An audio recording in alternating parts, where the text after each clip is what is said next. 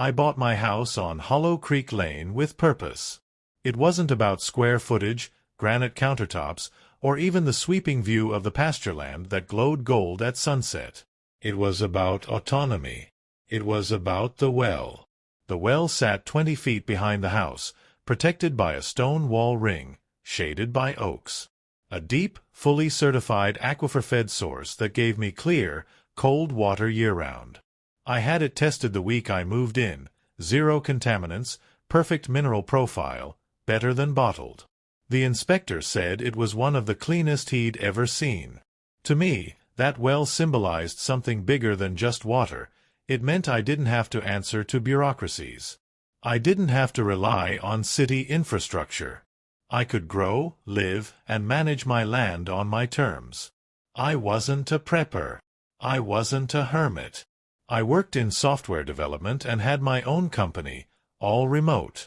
But I valued self-reliance, and when I bought the place, no HOA, no city lines, it felt like I'd found a pocket of freedom in a world full of fees, fines, and forms.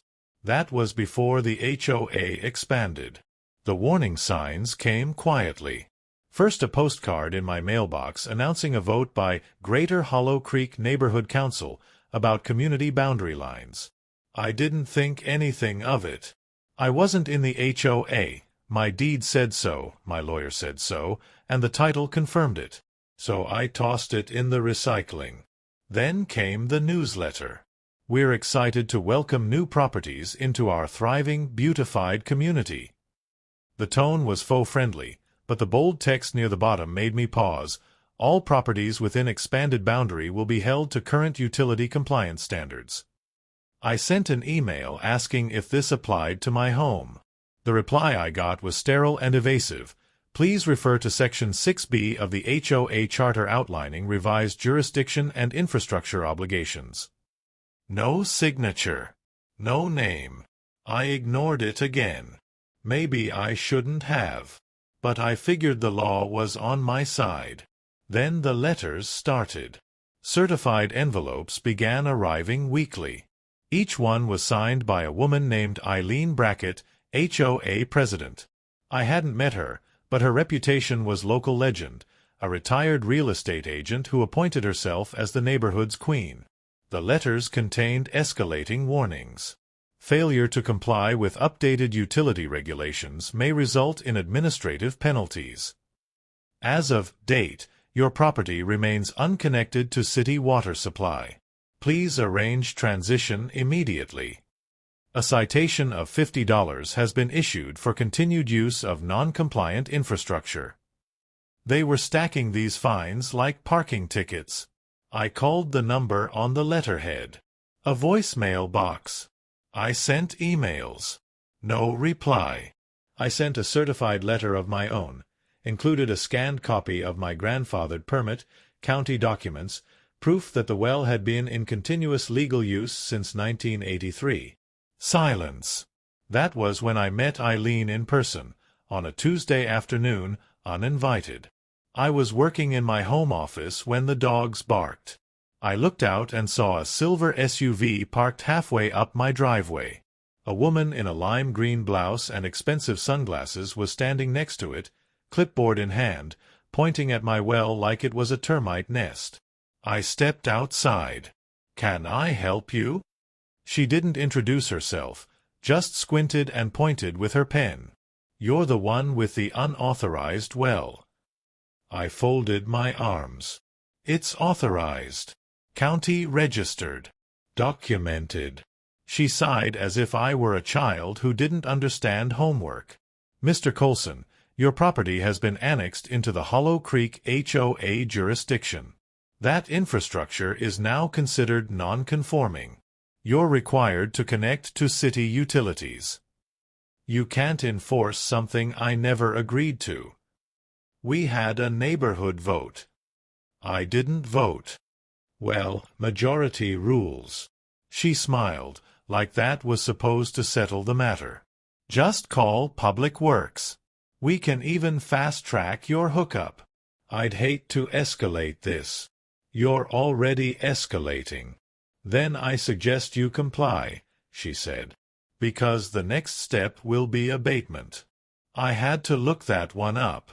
Abatement, legally, meant removal, elimination of a nuisance. They were treating my well, my water source, like an abandoned hot tub or a collapsing shed.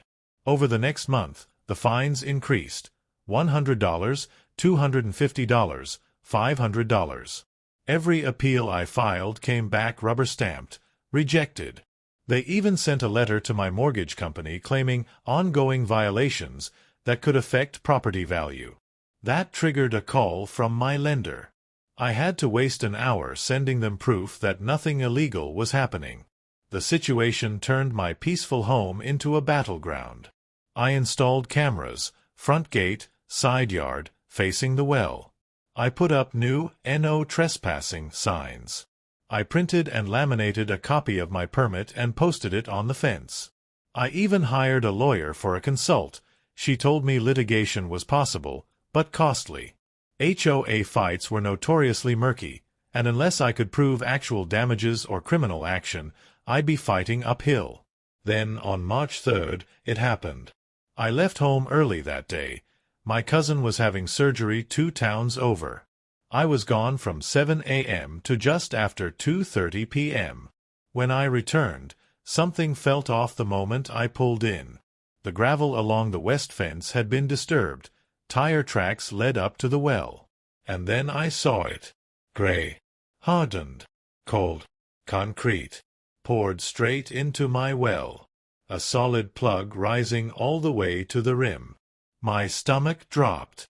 I sprinted to the side yard and ripped open the electrical box for the well pump. Dead. Wires severed. I ran inside, pulled the footage. At 10:09 a.m., a white work truck rolled in. It had a local construction logo, Red Ridge Earthworks.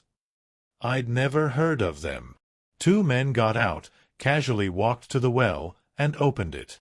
No struggle. No hesitation. One began mixing cement while the other unspooled hose from a drum mixer in the back. By 10:55 a.m., the well was sealed.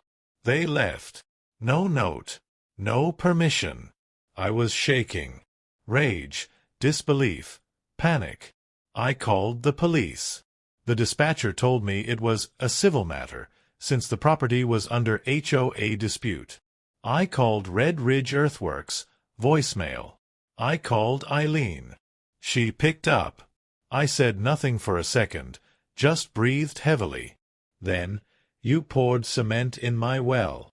A pause. "Mr. Colson, as per Section 14C, the HOA authorized a non-compliant structure abatement. You were notified. That's criminal trespass." "It was on file," she said smoothly. "You refused to respond." "You don't have a court order."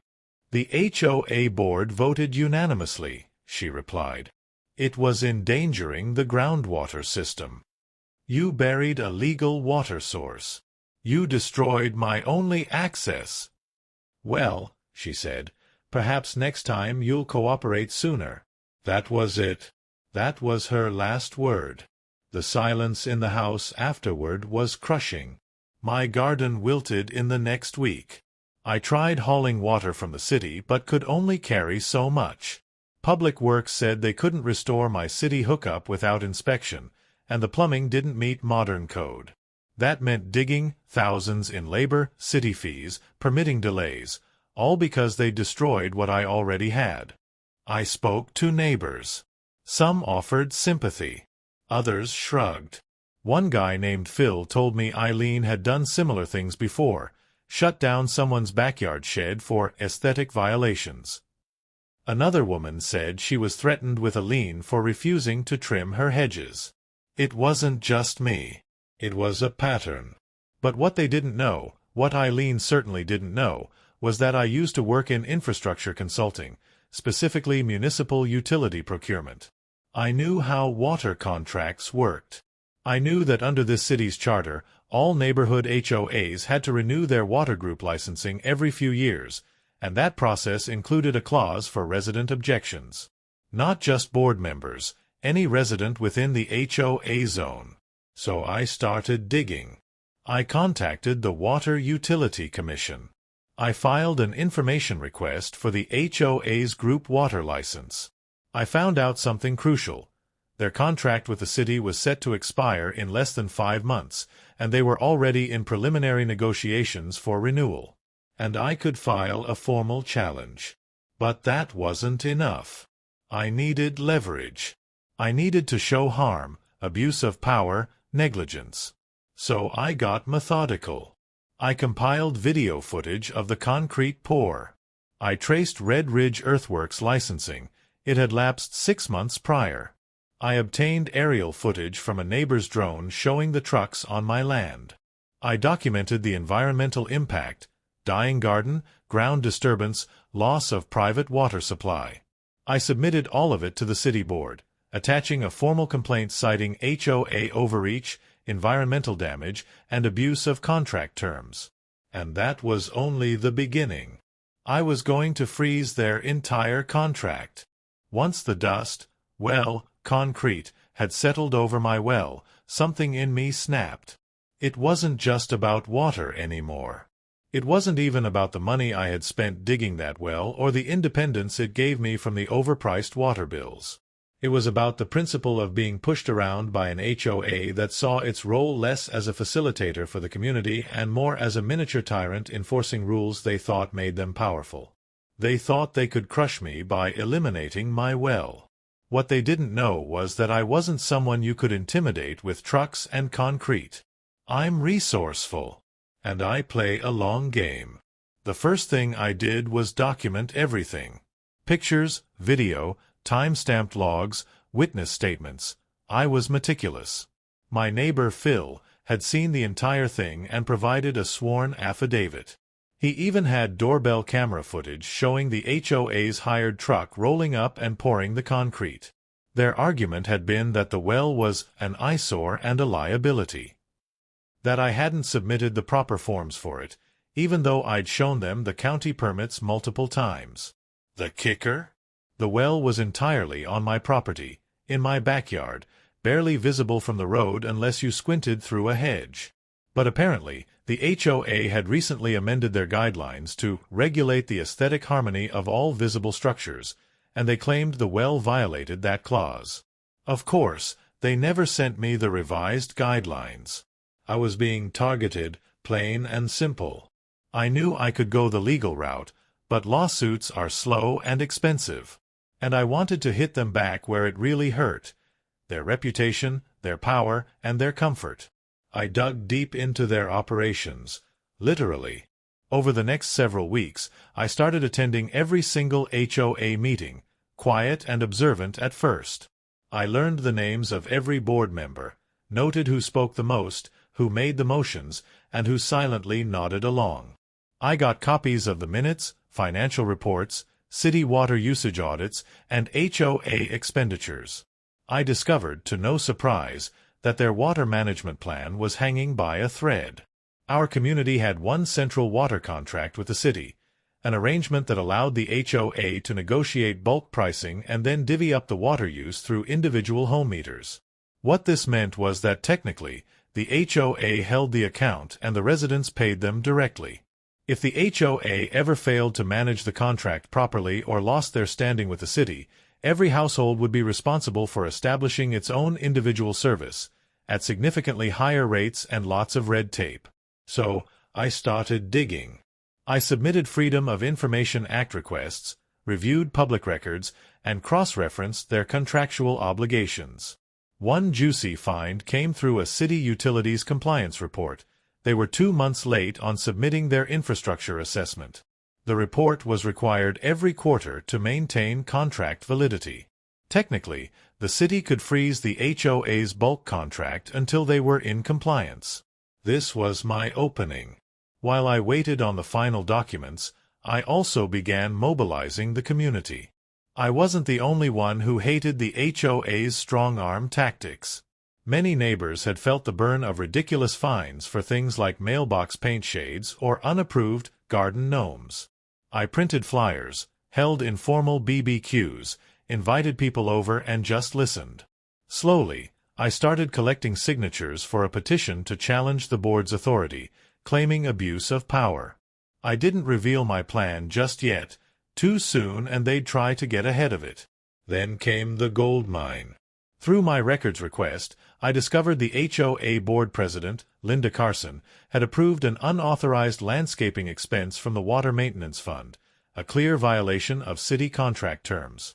She had essentially used funds meant for water infrastructure repairs to re-landscape her front yard under the guise of community entrance beautification. I cross-checked the invoices, and they were addressed to her home, not the community gate. I had her. With the evidence stacked high and solid, I made one phone call to the city's Public Utilities Compliance Department. I explained everything, provided the documentation, and attached the relevant pages of the city's own bylaws. The representative was stunned. Not only had the HOA violated their reporting requirements, but the misuse of maintenance funds was a contractual breach. I was told they'd review the matter immediately. 4 days later, a city notice was mailed to every resident under our HOA. Due to administrative violations and misuse of utility funding, the bulk water contract for Oak Hill Estates would be frozen pending an internal audit. Each household would have to apply for emergency temporary water access while the HOA's contract was reviewed. The HOA had 30 days to remedy the situation or face permanent contract dissolution. The panic that swept through the neighborhood was unlike anything I'd ever seen. Linda Carson, red-faced and furious, called an emergency HOA meeting. I attended, of course. She railed about sabotage and false accusations, but the evidence I had submitted was airtight. At that meeting, I stood and calmly presented the documents to everyone. People gasped. Murmurs spread. One man stood up and said he was tired of being treated like a tenant in a neighborhood he owned a home in. The petition signatures I'd gathered turned into an uprising. Residents demanded a full audit, a vote to dissolve the current board, and even floated the idea of disbanding the HOA altogether. Within a week, Linda resigned. 2 other board members followed. The HOA was rudderless, exposed, and vulnerable. But I wasn't done yet. During the transition period, the city contacted me directly. Turns out my packet had not only triggered a local response but prompted a regional review of other HOAs using similar contracts. The city thanked me. They asked if I'd consider joining a community oversight panel to help propose guidelines for HOA city contract transparency. I agreed. Meanwhile, I began repairing my well, not just structurally, but symbolically. With the help of a few neighbors who had become allies through the ordeal, we chipped away at the concrete over a weekend. Once the wellhead was cleared, I hired a specialist to reline and flush the shaft. The water flowed again, cold and clean, just like before. I invited my neighbors to sample it. One by one, people walked into my backyard, cups in hand, marveling at how fresh it tasted. Better than city water, someone said. I just smiled. The HOA had tried to choke my independence, to set an example, and to shut me down. Instead, they awakened a movement. What they didn't understand was that while they operated on paperwork and bureaucracy, I operated on resilience, knowledge, and timing. They poured concrete into a well, but they didn't realize that was the start of their own downfall. They underestimated how deep I'd go for justice, how far I'd dig, literally and figuratively. By the end of the month, the HOA was under reconstruction. The city appointed an interim council to manage utilities while residents voted on a new board. This time, transparency and fairness were the leading campaign points. The bullies were out, and the people who actually cared about the community were in. I didn't run for a seat. I didn't need the title. I had made my point. The well was mine, and it was flowing again. But there was more. With the collapse of the board, several residents started asking me to help them understand what other rights they might have unknowingly surrendered to the HOA. I formed an unofficial task force that helped folks appeal past HOA citations, reclaim fines, and contest improper liens that had been issued under the old regime. What began as retaliation turned into reform. In fact, nearby neighborhoods began contacting me for advice on how to hold their own HOAs accountable. It became a network, a grassroots pushback against unchecked HOA authority. The final twist came 6 weeks after the water contract was reinstated under the new board. The city sent an official letter acknowledging the role I played in uncovering widespread contract mismanagement. They issued a commendation and offered me a consulting position, not a full-time job, but a role where I could help draft best practices for future HOA agreements.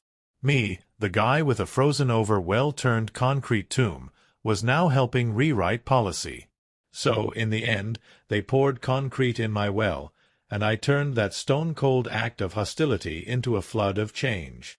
Not just for me, but for everyone who'd ever felt powerless under the shadow of an HOA board drunk on their own authority. The war had begun with concrete. It ended with clean water, fresh leadership, and a community finally awake. After the dust settled, not just from the concrete being chipped out of my well, but from the upheaval that had swept through Oak Hill Estates, the real work began: rebuilding. Rebuilding the well, the trust among neighbors, the way we looked at community governance, and ultimately, ourselves. The HOA had fallen, and in its place stood a rare opportunity to create something better, not just to restore what was, but to reimagine what could be. The first few weeks were filled with an odd mix of relief and uncertainty. Without the HOA's tight grip, some feared chaos would reign. Lawns left to grow wild, paint jobs clashing in Technicolor, garden gnomes rising like little rebels from the earth. But none of that happened. In fact, the absence of authoritarian rule seemed to calm people. A quiet civility replaced paranoia. For once, people smiled when they passed each other on the sidewalks. Meanwhile, I got to work on the well, this time with a team. Word had spread about what the HOA did to me, and neighbors who had never spoken a word to me before now showed up in gloves and boots. We rented equipment, removed the last stubborn chunks of concrete, and I hired the same contractor who had installed it originally to oversee the restoration. The sense of collaboration, of shared ownership in the rebuilding process, was more rewarding than I could have imagined. My backyard became a hub of purposeful action. But the real wellspring of change was deeper than the water source. It was cultural. We were no longer afraid of the HOA. The organization that once held sway over our gardens and mailboxes was now a skeleton crew run by interim city appointees while elections were being planned. In its absence, community forums sprung up organically, weekly gatherings in backyards, school auditoriums, even on someone's driveway. We talked about what we wanted from governance, and more importantly, what we didn't want. I shared everything I'd learned about the legal structures of HOAs, their loopholes, their vulnerability to corruption. I distributed printouts of the old HOA bylaws alongside blank sheets where people could write ideas for new ones. The participation was incredible. People had ideas, insights, concerns. They weren't apathetic, they were just never asked before. The city, too, had a hand in this new chapter. They invited me to participate in a working group aimed at creating a model charter for HOA transparency. My role was to offer a resident's perspective: where things go wrong, how to empower homeowners, and how to limit the concentration of power. We drafted new accountability clauses, recommended term limits for board members, and established mandatory community input on major financial decisions. This wasn't theoretical policy. It was a blueprint forged in the fire of our recent conflict. Back in the neighborhood, the temporary water arrangement put in place during the contract freeze had become a permanent backup plan. The new board, when elected, immediately enacted an emergency provision requiring quarterly public reports on utility agreements and fund usage. They also installed a third-party audit requirement. Trust doesn't rebuild on promises, it rebuilds on proof. But what meant the most to me was how people started to view the well. It wasn't just mine anymore. It had become a kind of monument. Not a literal one, no plaques or statues, but symbolic. People would stop by and ask to see it. I planted a small garden around it, installed a bench nearby, and over time, it became a quiet place where people would sit, chat, even read. I remember one evening, a teenager from down the street came by with a camera. He told me he was doing a school project on local heroes. I laughed and told him he was aiming too high. He said, "You changed how things work around here. That's kind of a big deal." It caught me off guard, but it stuck with me. Of course, there were hiccups. Not everyone was thrilled about the new structure. A few former loyalists of the old HOA tried to stir resistance, saying the community would fall apart without strict enforcement. But their efforts fizzled out. The new board, elected with over 80% turnout, focused on voluntary compliance, peer mediation, and transparency. They even created an online portal where residents could submit proposals and vote on minor issues. Real democracy in action. By the end of that first year, Oak Hill Estates had undergone a transformation more profound than anyone expected. We weren't just a neighborhood anymore. We were a community. People helped each other with repairs. We held seasonal fairs on the cul-de-sacs. Kids played in the park without being told their chalk drawings were a disturbance. Gardens flourished in more than just the soil. One of the final acts of the new board was to create a community stewardship fund. This wasn't funded by mandatory dues or punitive fines. It was voluntary, donation-based. The money went toward community projects, maintenance, and small grants for residents who needed help fixing roofs, fences, or even covering a bad utility month. And you know what? People contributed. Generously.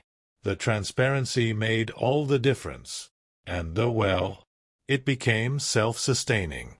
I installed solar-powered pumps and a filter system. During a citywide boil water advisory that summer, my well provided clean drinking water to over 30 homes. We filled jugs, coolers, even bathtubs. Kids dubbed it magic water. Looking back, the HOA thought they were burying a problem when they filled my well with concrete. They didn't realize they were planting a seed. From that act of aggression grew solidarity, awareness, and empowerment. I don't hold on to anger about it anymore. I don't need to. Because what came after was so much more powerful than what came before. We learned how to stand up, not just to unfair power but for each other. We learned that resilience doesn't come from fighting alone, but from building together.